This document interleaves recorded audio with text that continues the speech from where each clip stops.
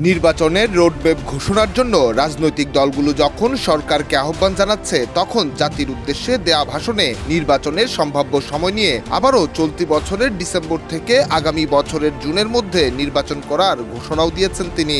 এবছর ডিসেম্বর থেকে আগামী বছরের জুনের মধ্যে নির্বাচন হবে। নির্বাচনকে উদ্দেশ্য করে প্রধান উপদেষ্টা আরো বলেন, নির্বাচন যতই ঘনিয়ে আসবে একদল ততই ভয়ঙ্করভাবে গুজব ছড়াতে থাকবে।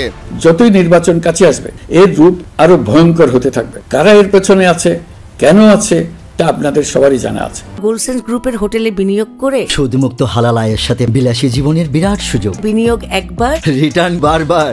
সংস্কার কাজে সহযোগিতা করায় রাজনৈতিক দলগুলোকে ধন্যবাদ জানিয়েছেন ডক্টর ইউনূস। তিনি বলেন, সংস্কার কমিশনে সংস্কার প্রস্তাবে মতামত দেওয়ার কাজে অংশ নিচ্ছে রাজনৈতিক দলগুলো, যা আশার আলো দেখাচ্ছে। স্টারলিং চালু হলে ভবিষ্যতে কোনো সরকার ইন্টারনেট সেবা বন্ধ করে মানুষকে আর তথ্যবন্দী করার কোনো সুযোগ পাবে না।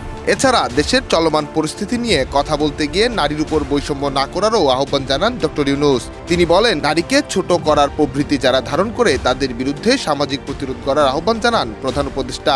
নারীর প্রতি সহিংসতা প্রতিরোধ ও বৈষম্য নিরসনে আমাদের প্রত্যেককে একসঙ্গে কাজ করতে হবে। নারীর প্রতি বিদ্বেষমূলক কথাবার্তা, নারীকে খাটো করে রাখার প্রবৃত্তি যারা ধারণ করে তাদের বিরুদ্ধে সামাজিক আন্দোলন গড়ে তোলা প্রয়োজন।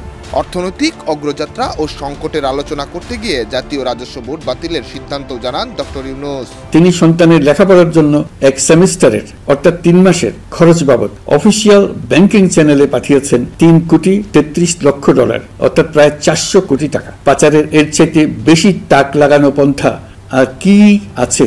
নিহার সরকার, অঙ্কুর, দেশ রূপান্তর।